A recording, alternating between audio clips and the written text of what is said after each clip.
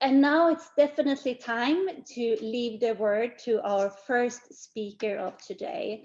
And I'm very happy that we have Professor Emeritus Johan Bouma with us today. Your work career has been at the Wageningen University and Research, and you, I know, have a long research career within different aspects of soil and land evaluation. And I also know that you have been quite engaged sort of more in the policy development or policy kind of issues. For example, you've been engaged in the Dutch Scientific Council of Government and Policy, and you're also part and co-author of the mission board for soil health and food, I should say, and the report that you've been writing titled "Caring for Soil is Caring for Life." And today, Johan, we have you here. You will talk on the topic of exploring the exciting potential of the Nordic countries to capture soil carbon following climate change. So how are you today, Johan? Let's see if we can have Johan online. Yeah, yes, I'm fine. And it's also very gray in the Netherlands, I can tell you. So there's no difference between the countries as far as that goes. Many similarities then. I'm very happy to have you with us, Johan, and I look forward to listening to your presentation. So I will open it up in a second here, and I will do my best to click it through for you. Okay, thank you.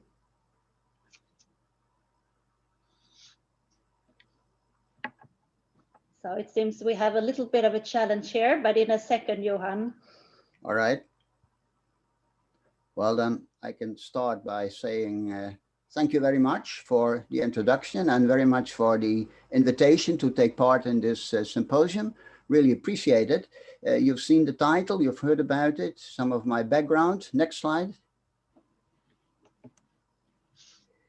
Just have been part, as was said already, of the mission boards that study, that address, I should say, the Horizon Europe Research and Innovation Program for 2021-2027. There's quite a bit of money involved there.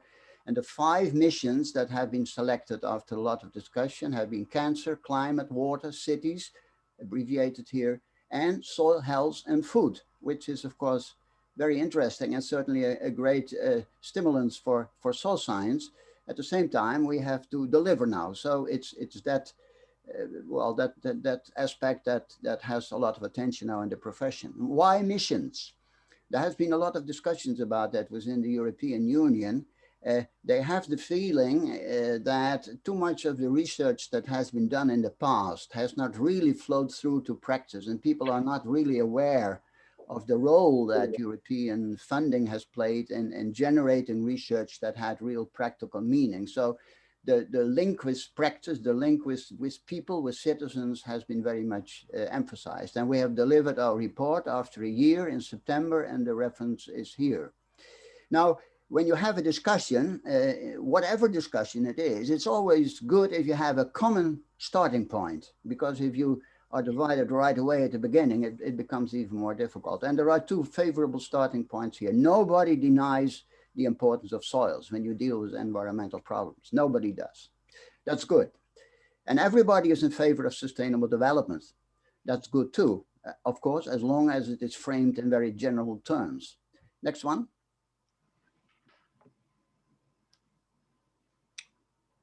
Now, in my perception, the key points of the report that we have written, first of all, we should aim at the United Nations Sustainable Development Goals of 2015 that have been signed by 193 countries, also the Nordic countries, and the corresponding European Union Green Deal of 2019. Now that implies multifunctional land use, not only looking at production, which was the more traditional approach, but also to the associated environmental conditions. That is water quality, carbon capture, there we go, the topic of today, greenhouse gas emissions also, and biodiversity, all of it. And that creates quite a challenge certainly for the farmers. That's quite clear. The second thing is that we have to realize that soil scientists can't do it alone. They have to work with agronomists, hydrologists, climatologists, ecologists, economists, sociologists, psychologists probably, and that is an important lesson in the sense that we then have to really realize what are the core data that we can provide, what are the most essential things we can provide. And that's really a challenge. The third one is that we can show that healthy soils make the best contribution to ecosystem services, and next then to the SDGs and the Green Deal. 4 is that we should avoid scattered disciplinary research and work with land users in living labs, resulting in shining lighthouse showcases of sustainable land use systems. And it is then very important to apply existing knowledge first, because we have 100 years of research. We sometimes hear from politicians, you guys have been at it for 100 years, and the only thing you do is ask money for new research. I think that's a valid point. So apply that first and focus new research on gaps that show up. There is talk about basic research that it has to be curiosity driven. I support that, but particularly when you talk about theoretical physics and those kind of things. But when you talk about sustainable development, I prefer focused curiosity, right? Filling the gaps that you find when you apply existing research. And then the last point, don't only look at the present, but consider effects of climate change. Next one. Now, I assume you're familiar with the United Nations Sustainable Development Goals. There are these visuals for soil and environment. It's very much 2, and that's food. 6 is water, 13 is climate, 15 is land use, but other ones are important as well. Next one. Now, what is important here is that in 2015, the European Geosciences Union organized a symposium in Vienna on the Sustainable Development Goals. And it was a group of people. We put out a paper, Kestra et al. And that's a bit of a landmark paper by now, that we have more than 700 citations. And that illustrates very much that soils cannot by themselves achieve the goals of the SDG and the Green Deal. We need interdisciplinarity for the ecosystem services and transdisciplinarity to the next reaching the SDGs. And the underlying hypothesis really is that healthy soils deliver the largest contribution to ecosystem services and to the SDGs. But only when they're properly managed. If you have a very healthy soil and it is very poorly managed, it will not give a contribution. So the role of management here is also very important. And the next slide shows this figure in more detail, and it shows soil silage in the middle. There are the soil functions. They have been well defined also by the European Union, but they contribute to interdisciplinary ecosystem services. And they correspond with the SDGs I mentioned a moment ago, ecosystem services, and they lead to the SDGs that are the outer rim. And it's not only the ecosystem services that contribute to the SDGs, but also economic and social and other aspects that play a role. And it's important to have this image here to show that soil science cannot do it alone, if you like. Next one. Now, there's the point 4, that is the work with land users. In fact, I often compare the modern land user, the modern farmer, as artists in the circus, keeping at least 5 balls in the air at the same time: produce safe, healthy food, protect water quality, enhance carbon capture and reduce greenhouse gas emissions, and preserve biodiversity and quality of nature. That's a hell of a job. And every farmer has his own ideas, his own experience, and all the soils are different. So this is quite a challenge. So there's a need for highly complicated adaptive management, as they face variable weather conditions all the time. So there is no such thing as average weather or an average farmer. So we say researchers work with land users in living labs, work together, joint learning.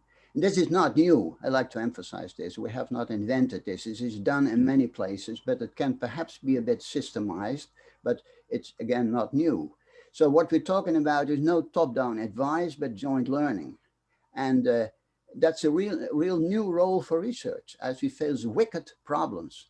The problems and the challenges for sustainable development, there is no single solution. And much of our traditional research is a problem, we study it, and there's a solution. That's not true with sustainable development. There are options. with economic, social, and environmental implications. And they have to be balanced in such a way that it is acceptable. Nobody will be entirely happy because it's always a compromise. And that is a real new, challenge to really face that complicated situation. Next one, please. And then, of course, climate change, the big point 5. For soils, there are 3 aspects important. It's carbon capture for current conditions. It's the greenhouse gas emissions and effects of climate change. And that's the major topic of today. Now, first of all, a few remarks about carbon capture by soils. The French have, in 2015, at the Paris Climate Conference, proposed the 4 per mille proposal. You're probably familiar with that. Next one.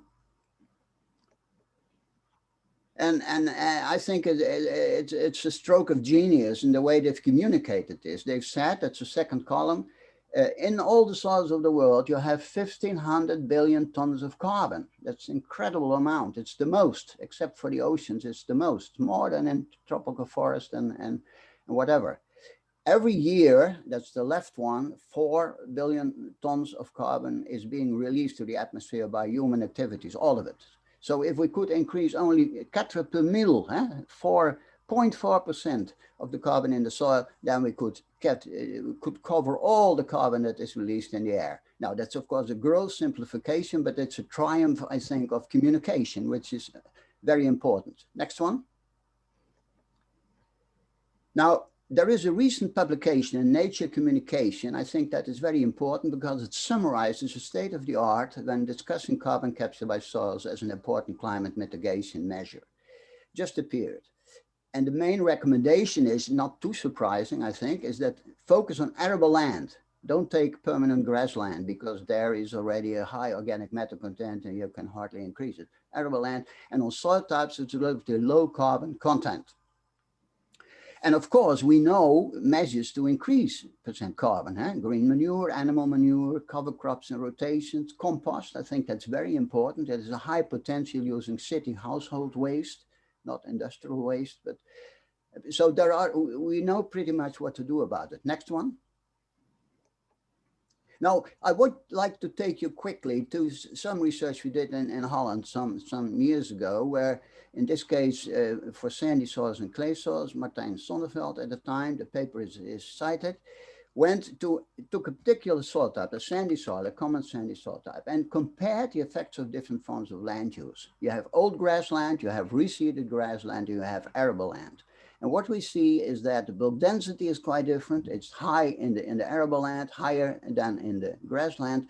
But look at the organic matter contents, 8.1 for old grassland, 4.8 for arable land. And he could, after visiting 50 farms, relate the organic matter content to land use, past and present, with a surprisingly high R square of 0.75. The next slide shows the same thing for a clay soil, a fertile prime agricultural land, you can say. You can read the classification, but I don't want to bother you with that. The next slide shows again the results here, comparing conventional arable land, organic arable land, and permanent meadow. And we see again significant differences in bulk density and also big differences in organic matter. Conventional arable 1.7, permanent meadow 5.0. Again, possible to get an equation, a regression equation relating organic matter content to land use, current and past. Next one. So what I really would like to stress is that every soil has a story to tell, but our human ability to really understand what she's telling us is seriously flawed, despite all our methods, models, and intelligence, the real one or the artificial one, okay? But we try, realizing that, I guess, as with any woman, the real truths will never materialize, but we can learn about the way she was formed, her potentials, limitations, and resilience. And she really talks to us in the field, not only through isolated samples.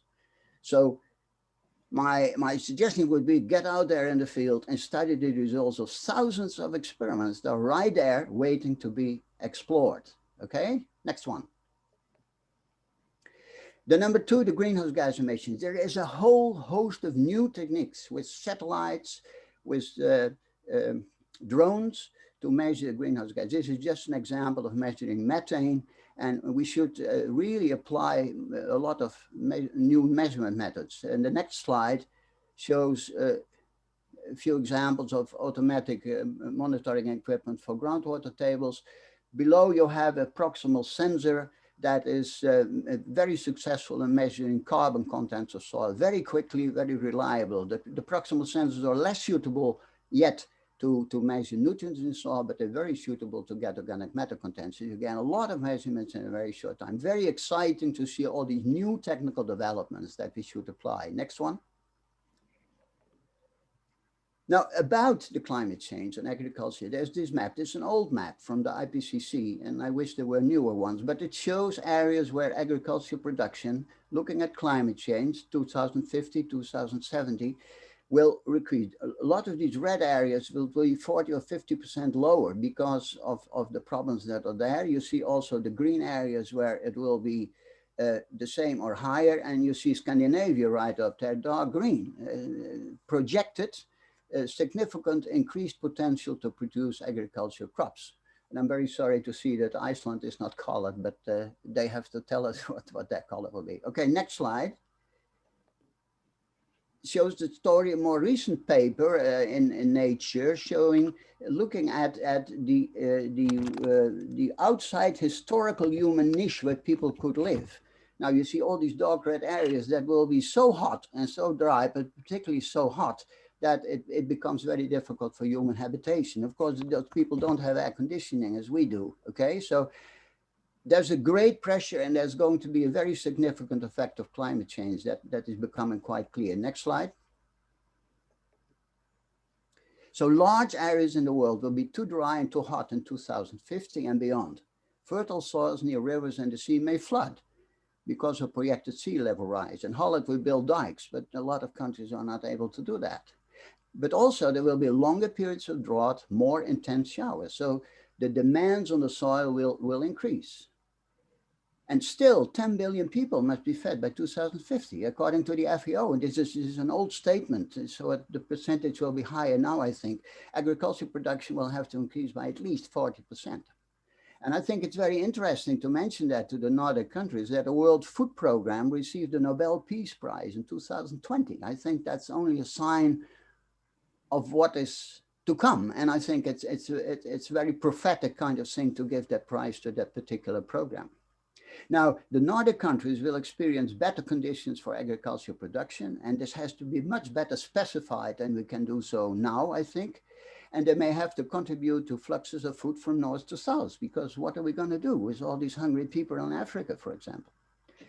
And the potential for carbon capture at the same time may increase as well. But I think it's also the potential increase of production next to the carbon capture that deserves attention. So protect our soils and our farmers. Preserve healthy soils and unhealthy soils, make them healthy, and make sure that farming remains an economic good opportunity for farming. Next slide, please. Now, there was a recent Italian study I took part in that explores the effect of climate change based on simulations by a soil, water, atmosphere, plant model, applying the IPCC scenarios.